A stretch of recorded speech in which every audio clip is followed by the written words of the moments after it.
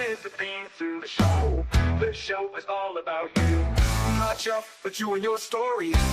Because everybody has a story with Jeff Seltzer. Everybody has a story with Jeff Seltzer.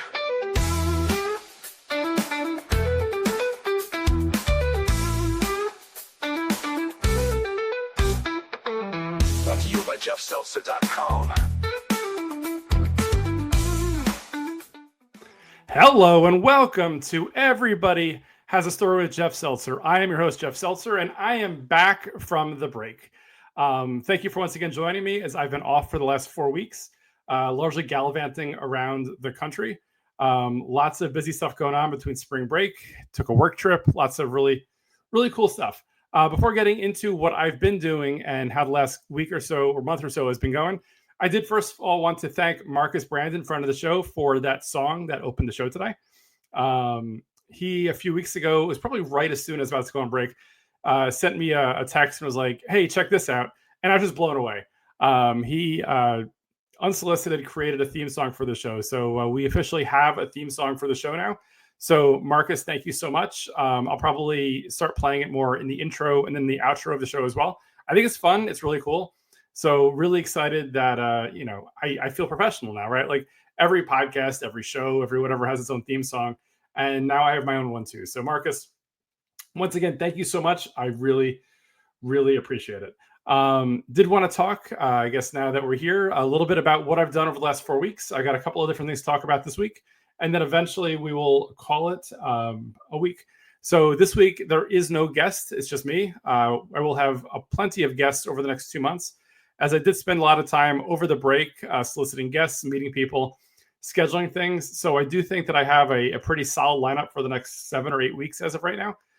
Hopefully everything goes according to plan. Hopefully everybody shows up as scheduled. We'll see what happens. I mean, as I've seen in the past, one of the most challenging things about this podcast is scheduling guests, getting people to show up. And, life gets in the way, right? So adjusting, stuff like that. But I have a really cool lineup of guests, which I'll talk about later in the show, but wanted to kind of give you a heads up that is what's going on. So what did I do over the break? So over the break, over the 4 weeks, I did a lot of different things. I went to Austin, Texas for a work trip, which usually I wouldn't talk about a work trip, but this was one that I was pretty excited about. And I posted quite a bit about over on LinkedIn and on various social medias. So without getting too in detail, went to a conference with a supplier or a company that I utilize a lot at work.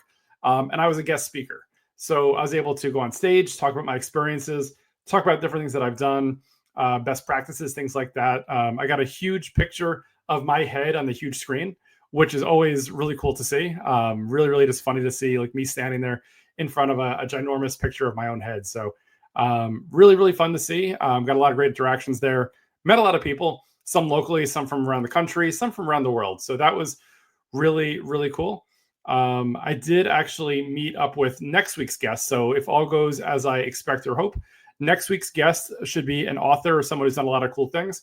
And that podcast for next week was set up based on my conversation with him last, back in Austin when I was at the conference. So you'll hear a lot more about that next week.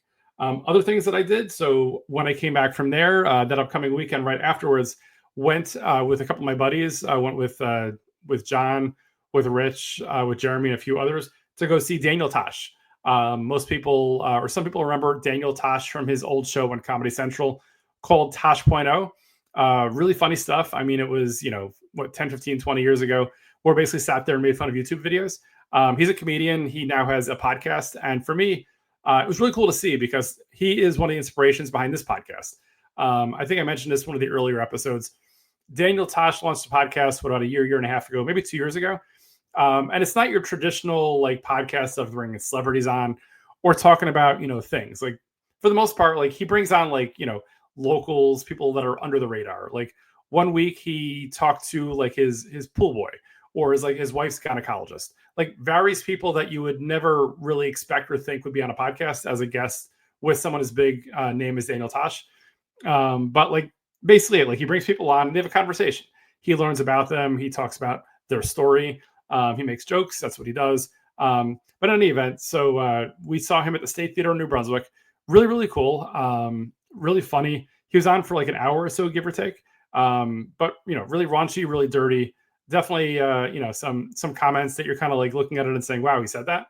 But overall, Daniel Tosh was amazing. I mean, he's still got it after all these years. He's still very funny. So really excited that I did see him perform live. Big fan of comedy, and he's one of the greatest ones out there today, I think. So that was really cool. Not long after Daniel Tosh, about a week or so later, myself, my wife, and my kids went on vacation to Turks and Caicos.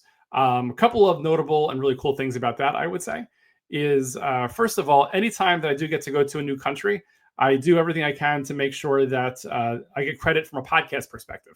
So I think I've said over the number of weeks that currently this podcast has been streamed at least once in 5 different continents, 17 different countries. We recently got a bunch over in Europe and the Middle East, which was really cool to see. Turks and Caicos was not one of them until my trip. So I listened to the podcast just to kind of, I always do just for research, look back to my old podcasts, see what I can learn from what I've done. But also specifically when I travel internationally, so I can kind of, check the box that was listened to at least once in that nation. So on my list of countries, now I have 18 separate countries, as Turks and Caicos is the 18th country we have. At this point, still waiting for hopefully somebody in Africa and Antarctica to stream the podcast at least once, so I can hopefully pick up the other 2 continents that I'm missing.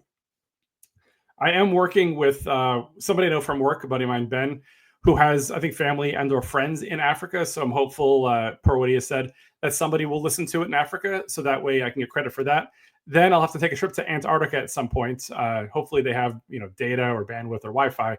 Get credit for it there, and we go for it from that point as well. So hopefully that works. We'll see what happens at that point. So back to Turks and Caicos. So great trip, a lot of fun. My first time there.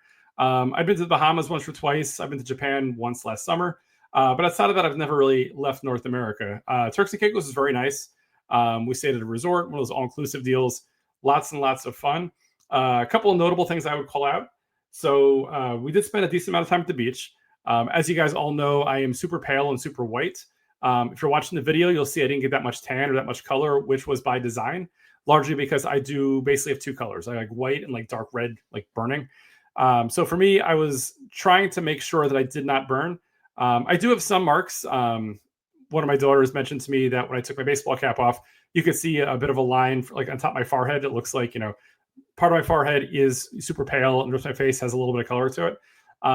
But luckily I did not get sunburnt like I could by design. So super, super happy that I did not burn. My dermatologist will be very happy as well.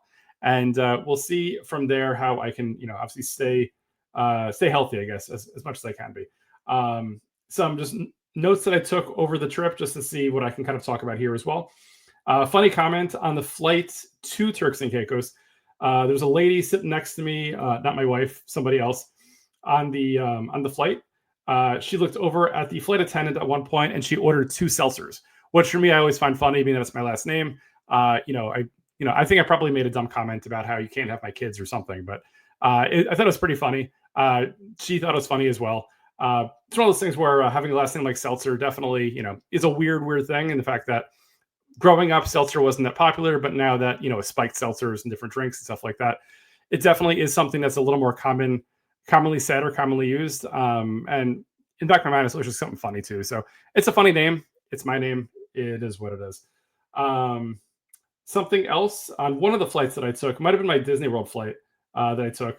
The man sitting next to me on that flight dumped his ginger ale in my lap, which was, a great way to start the trip. But I guess that happens. He apologized. It is what it is, right? Gravity happens. Small situations on the flight, you never know what's going to happen. He didn't mean to do it. It was what it was. I accepted his apology. I got up, got some paper towels, cleaned up the seat, and everything was all good to go there. 2 more things, I guess, to talk about, and then we can move on to another topic as well. So I think I was talking about Turks and Caicos. Now I'll talk a little about Disney World, as I was saying. Disney World, we went there because my daughters, through their high school band and orchestra, were performing there. So obviously, as the Disney dorks that we are, we had to go. A lot of fun. Watched Robin, my older daughter, marching down Main Street. Got lots of really cool photos and videos and stuff like that. While we were there, we also got to check out the La Cava experience over at Epcot in Mexico. My first ever tequila tasting experience. Beth and I had wanted to do that for a number of years. We finally got a chance to do it. It was a lot of fun. Really, really cool. Apparently, the guy who led the session is an infamous like tequila expert from like Tequila, Mexico. Which who knew that Tequila, Mexico is an actual location? It's where he's from, where his family's from. I guess he's part of the tequila legacy or something like that. I don't know, but either way, he seemed like a very nice guy. He educated us. I did have a chocolate covered grasshopper. I think it was for the first time, and probably for the last time as well, because that was really not something that I enjoyed. But I figured I'd try it out while we were there. Another thing, so I've talked a lot about the fact that I do get motion sick. I've thrown up on helicopters, airplanes, trains, buses, parasailing, any kind of vehicle you could think of, I've probably gotten sick on. And I generally have a bit of a tracker in terms of like, when was the last time that I got sick on an airplane? Most people in their lives never get sick on airplanes. I've easily gotten sick on airplanes like dozens of times. When I say sick, I mean like throwing up, like vomiting. You get the point. In any event, my most recent time getting sick on an airplane was April of 2022, flying back from Charlotte for a trip. But even more recent than that was coming home from Disney World, where our flight was delayed 3 hours. We had a lot of turbulence, and I got sick around 1 o'clock in the morning. So that streak was over. I'll be flying again in a few weeks somewhere else. So hopefully I can start a new streak of not getting sick on an airplane. We'll see what happens. But it's one of those things where, the joke is always, it's been, 0 days since the last incident. So right now it's been 0 flights since the last incident. So hopefully we can keep this going. Hopefully, or actually restart it, I guess, and see what happens. I don't know. It's not a fun experience. I'm sure it's not a fun experience to be around me when this happens either. But life goes on. It is what it is. I know my limitations, and let's just hope for the best going forward, right? So that is that. I did watch a lot of Love is Blind, season 8 on one of these trips, flights, stuff like that. Reality shows are fun. I do enjoy some. Most I don't really get too into, whatever. Like years ago, I would watch Tough Enough, which was like a wrestling reality show, The Ultimate Fighter. But then one of my friends at work, Jamie, she years ago got me into Love is Blind, which is a really, really bizarre but out there reality show. I'm sure some of you know what I'm talking about. And some of you are just rolling your eyes at me. So what I did want to say was I'm not going to talk too much about that or really much at all, because in a few weeks, my goal is I've got scheduled my friend Jamie to talk about the most recent season of Love is Blind. So we're going to talk about it in detail, probably our history getting into it, what the season's about, and just how nuts and crazy it is. Like watching these shows, I watch them and I'm like, how could anybody go into this kind of a show with the thought that I'm going to get married to somebody I've never met before in like 2 or 3 weeks? You always wonder, are they going to these shows, because they really want to find love, or if they just want to get famous and such? It's probably, a little of each, I guess. But we'll dig a lot deeper into that one in a few weeks when Jamie is my guest. What else do we want to talk about? So during the break, also something else that I did as well was I went to Rutgers College. No, I didn't go to get a degree. I got that years ago. But I met up with my wife for lunch at Rutgers. And for me, it's always funny just seeing how different Rutgers College in New Brunswick is every time I go there. So I graduated from Rutgers College back in, I guess, technically December of 99, but my graduation was May of 2000, as I stayed an extra semester to get a second major. Not important for the story. In any event, as some of you may have seen on social media, and probably the rest of you didn't, I did attend my graduation back in May of 2000. Weirdly, and this is kind of goes into another story I'm going to get into eventually about how the universe sometimes beta tests things on me, I like to say. And, it's just weird things happen in really random situations. So, most colleges for graduation is either in the stadium or it's in an open field and you're sitting there, you have a great view or not. But either way, you're not obstructed. It's not the old, in a baseball stadium behind a pillar or something like that. But that was exactly what happened to me at my college graduation. So I graduated from Rutgers College. Our graduation was in May of 2000. It was on a field over by, like, if you know New Brunswick and Rutgers College, Scott Hall. There's a whole area there where there's like, not Scott Hall the wrestler, but Scott Hall the building always cracks me up. There's, it's an open field. There's lots going on. Like in the fall, they have like the activities fair, like picture Pitch Perfect if you've seen it before, where they have the activities fair like out on like, the green. Same concept. In any event, my graduation, I was literally sat behind a tree. So, lots of chairs, thousands of people sitting. And for some reason, I guess, I mean, alphabetically at S, I'd be in the very back, which makes sense. But for some reason, they decided that, seating somebody literally or directly behind a tree was the logical thing to do, right? After, 4+ years of going to school there, working hard, for the most part, and, earning the degree, I got to sit there for 3 or 4 hours directly behind a tree. And when I say directly behind a tree, I mean, like, I was in the chair and like my knees were like into the tree. Like, that's just the way that my seat was sat, which is very, very strange. So, long story short, I know, too late. Beth and I went to lunch in the area, checked out some stuff. And at the end of our walk around Rutgers campus, we saw the area where I graduated. And weirdly enough, the tree that I sat behind was recently cut down. So I made jokes on social media about the fact that, like, this was, Rutgers finally giving back to me, the universe kind of finally giving me my due, and kind of making up for what happened years ago. The tree was finally punished. Rutgers did the right thing. Justice was served, right? The tree's not there anymore. So it is what it is. This is a weird thing. Obviously I'm making a joke about, the universe pushing back and get rid of the tree. I do still find it weird that I got literally sat behind the tree. Like, I have a picture that I took at my graduation, which shows, people sitting all over the place and literally straight on to showing the tree. So what I did after I took that trip around Rutgers was I put that picture next to the picture of me pointing at where the tree used to be. And it's one of those things where, like, you look at the ground and, like, the roots are freshly cleared. There's grass circle around the area where the tree was, but, like, there's definitely soil there where the tree had been previously. So it's a funny thing. Kind of is what it is, I guess. I don't know.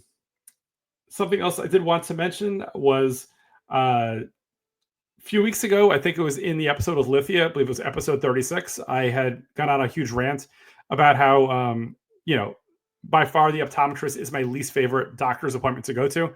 I was talking about how, it's the highest pressure because it's something I have to make decisions on my own, and you can't just be passive and let things go. So later that week, both a friend of mine, Natalie Castillo, and her sister Diana, apparently listened to that episode of the podcast and were laughing pretty hard at that whole rant that I had, which I appreciated. And, shout out to Natalie and to Diana.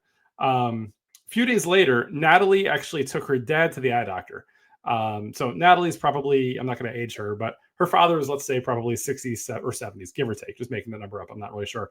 So she took him to the eye doctor, and she said that while she was standing there with him at the eye doctor, as the optometrist was saying, which one looks better, 1 or 2, 1 or 3, 2 or 4, she just lost it, was cracking up hysterically, thinking about what I just talked about a few days earlier. And she just had my voice in her head the entire time.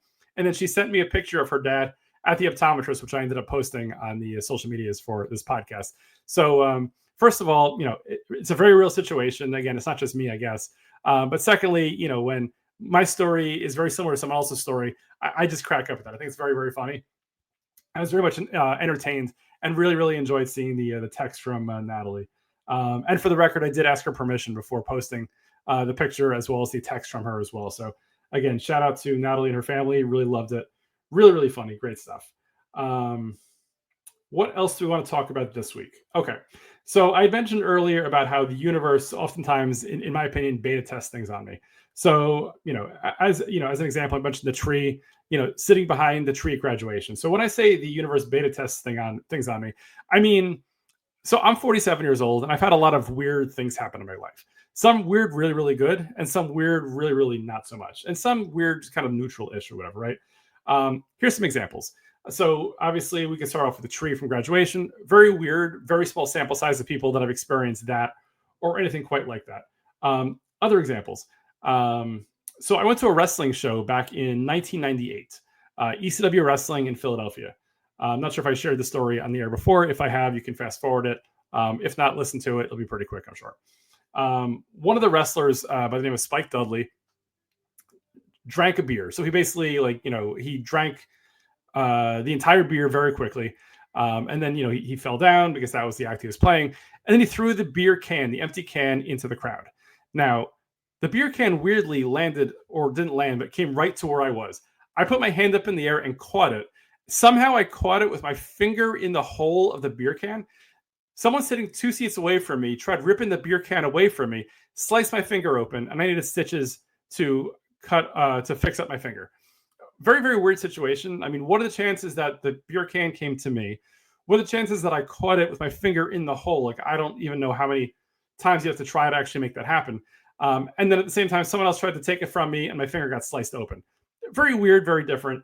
I don't know. Then there's like the bizarre kinds of things like, I don't know, a while back at work, out of nowhere, my laptop for work just stopped letting me log into it. Apparently, they decided arbitrarily that my work passcode for my laptop wasn't strong enough, despite the fact that months earlier, when I changed my passcode, it hit all the requirements. Letters, numbers, capitals, symbols, whatever else like that. Just randomly, it just stopped working. Someone decided it wasn't good enough. I don't know. Weird things happen, I guess. I never heard of anybody else happening too. I fixed it, went to IT, but I don't know. Sometimes things just jump at me or whatever. I mean, there's a story with the two Jeff Seltzers, right? Like, what are the chances that somebody, and Jeff Seltzer is not a very common name, but the chances that another person with the same name lived 2 towns away and was fantastic in a sport that I was not good at, yet I tried anyway. Like, things like that are just kind of weird, right? I don't know. The fact that like I get so motion sick in so many different things. Like, I've done research in terms of my level of motion sickness is such an anomaly that like most people in life just don't have it. I did research that said motion sickness tends to lean more or skew more towards females, tends to skew more towards younger people. I am neither a younger person nor a female, but I probably have one of the worst motion sickness levels of most people in the world at this point, I would say. Like, if you were to rank everybody in the world and say who's the most motion sick, I'm not saying I'd be number 1 or number 2, but I've got to be in the top like 5 or 10%, right? Like, as I mentioned earlier, most people have never thrown up on an airplane. I've easily thrown up on an airplane 24 times in my life. Like, it's just not something that most people experience. And thankfully, most people don't ever have to experience that. But I'm in a very, weird situation like that. On the flip side, I mean, from a good way perspective, like, I've been very fortunate in a weird way that like I went to a different wrestling show in 1998, WWF Raw at the time. I got on TV, and about 6 months later, out of everybody at every wrestling show, I was the only non-wrestler they put into a commercial. Like, they found like a 2-second clip of me that they liked, and I was in it. What are the chances of that happening, right? So this is kind of the universe going the other way and maybe, thanking me for things that I've done or offsetting some of the negative stuff that's happened. I don't know. Life is weird in terms of that. Another thing that happened recently. So speaking of wrestling as well with that, Stephanie McMahon, daughter of Vince McMahon, one of the former owners of WWE. She recently came out with a podcast called What's Your Story with Stephanie McMahon, which, again, as soon as that happened, I posted on social media just about how, the funniness about that is, right? The fact that obviously they have no idea who I am, but my podcast is called Everybody Has a Story with Jeff Seltzer. She has a podcast called What's Your Story with Stephanie McMahon. So, I would love an overlap or kind of some kind of like a combination podcast between us. Obviously, it would never happen, but it's just very, very funny. If anybody wants to sue WWE on my behalf and say they stole my name, that's great. Otherwise, kind of is what it is. Last thing that I could think of off the top of my head in terms of weird things that have happened is this will get into my next topic of getting laid off from work. So it's a very weird situation where 10 years ago I worked for Post Cereal, Post Foods, they Fruity Pebbles, Honey Bunches of Oats, Honeycomb, all sorts of cereals. We as a company bought a smaller cereal company, which generally, and I've said before, I think usually is a good thing, right? Usually when you buy a smaller company, you end up running the business and things go well. But after we bought that smaller company, they closed the New Jersey office, moved everything to Minnesota, and laid us all off. That's something that I've never heard of happen before and haven't seen happen since. Very, very strange. With that said, this is, so as we're sitting in May of 2025, that post story of us getting let go was exactly 10 years ago this month. They communicated to us on May 15th, 2015, that anybody who wants to move to Minnesota can keep their job. Anybody who does not want to move to Minnesota will get a very handsome package of, severance, retention, stuff like that. So, very, very weird. I'd say it definitely paid off for me in a weird way, financially, obviously, but, I did have a big lesson that I learned from it. So let's fast forward about 7 months later. So they told us in May of 2015 that we were all getting let go. Various dates would be gone by. My date was December of 2015. So I stayed around another 7 months or so, and I had to get the money that they offered us on the way out. Um, Big lesson that I learned in the situation. So they paid us enough on the way out that I really didn't have to work on day one. I could have taken 6 months or a year off with that job, kind of like relaxed, enjoyed life a little bit, and kind of taken my time to find something. For me, I was of the mindset that I had to find a job like as soon as possible. At that point, so 10 years ago, I was 37 years old. I had been working basically consistently since the age of 16. So you're talking at that point, it was, roughly 20 years or so that I had always been employed somewhere. So for me, the thought of not having a job felt very weird and I felt very uncomfortable with that. So in December of 2015, I did not have a job yet. I unfortunately decided to, as I was looking, there was a company that offered me a job. I unfortunately did accept the job, and I worked there for about 13 months. I'm not looking to name drop or say anything bad about any specific company. You can check on LinkedIn if you want to know who the company is. I'm not going to really talk about them specifically. But what I will say is I probably should not have accepted that job offer, as it was not a situation that I ended up being happy with. Years earlier, I heard, let's say, not so great things about that company. And all along, I said I would never go to that company. But because I was, let's say, desperate at that time, I ended up accepting a job at that company. And that's kind of the way that it went. 13 months later, I ended up finding a role somewhere else, which ended up working out a lot better, which led to me to where I am today. But with everything that happens in life, I try to look back. Professionally, we call it an after action report. Try to understand, okay, so what happened? What can I learn from it? Good things, bad things, neutral things. That's generally my mindset in life. Is every experience in life, whether it's good or it's bad or it's neutral, how do we make the most of it? How do I look at it and say, what went right, what went wrong, and what can I learn from that situation as a whole? I always tell people I'm willing to make any mistake once, but I try not to make any mistake twice, right? I'm trying to learn my lesson. I'm trying to see how I can do it better, how I can maximize it and stuff like that.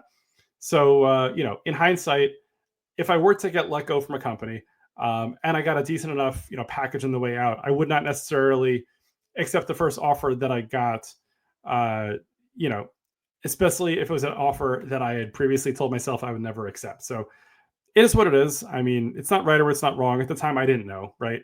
Mentally, it's a very weird thing when you get laid off from a company. So that was that.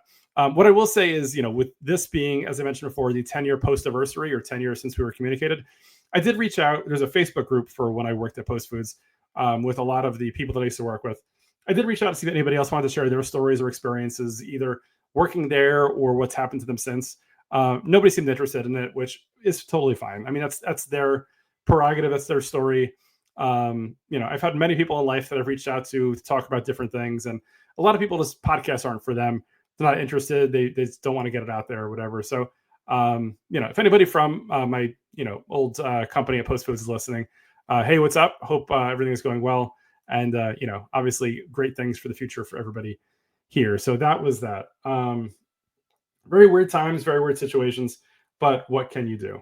I did want to talk about briefly what I have coming up the next few weeks. So as I mentioned earlier in the show, I spent a decent amount of time talking, reaching out to people during the break in terms of who wants to, who can come on the show, what I can do. So I did want to talk about a few different things. So over the next few weeks, like I said, there's somebody that from a conference that I had met a few weeks ago that I have on the show probably next week. Talking to hopefully Jamie in a few weeks about Love is Blind.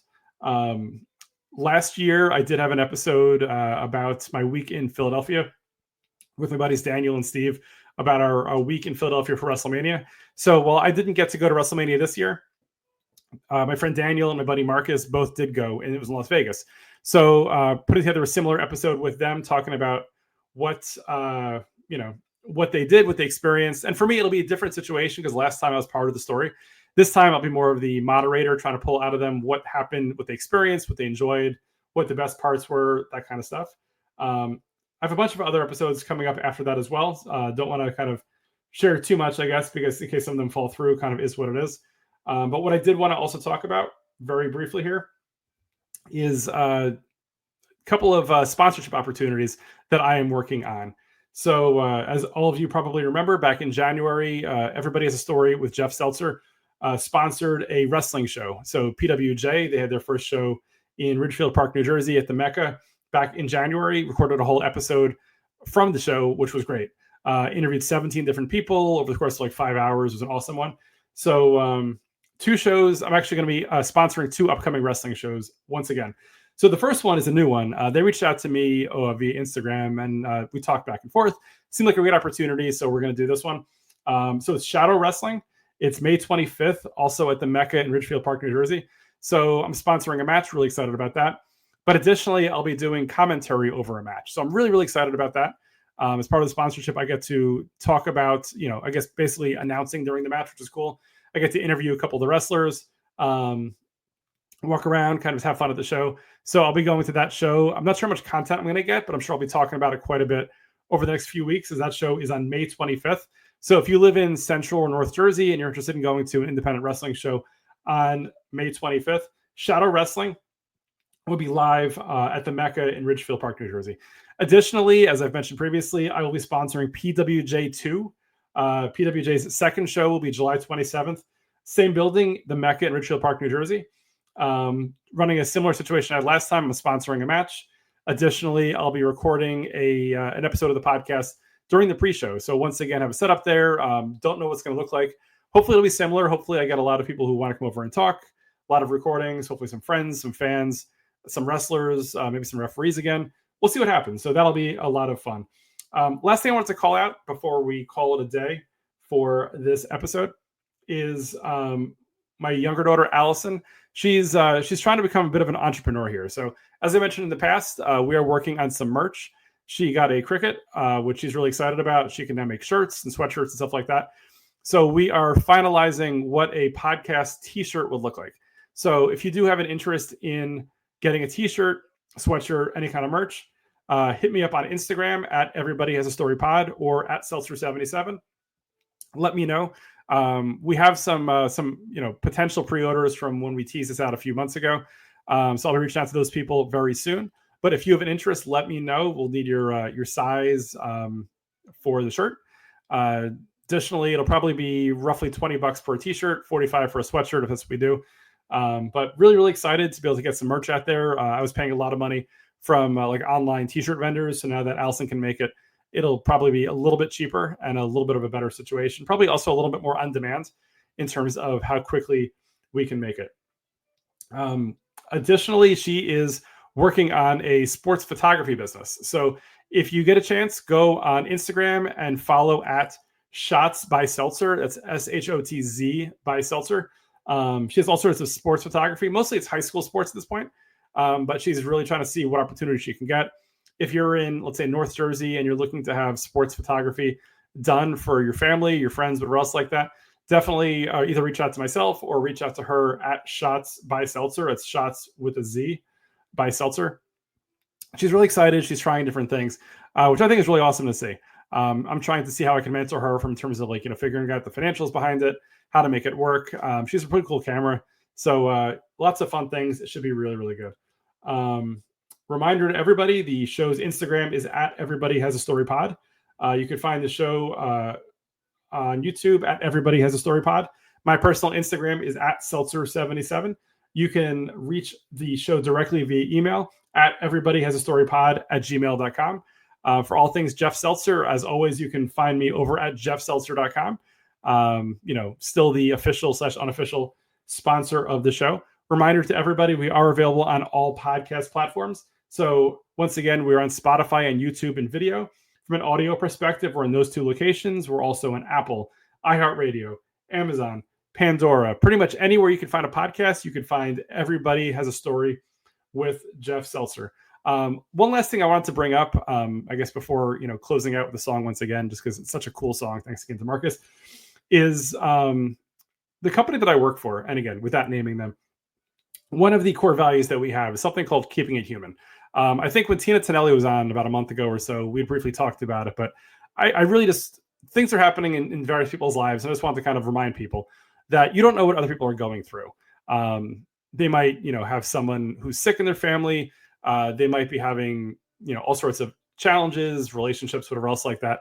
So try to give people grace, try to, take a step back. And if someone doesn't feel right or seem right, give them some space, or ask them like, hey, how can I best support you?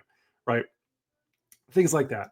For the most part, if somebody's acting weird or out of character, don't be a jerk to them. Try to see how you can help them out. Right.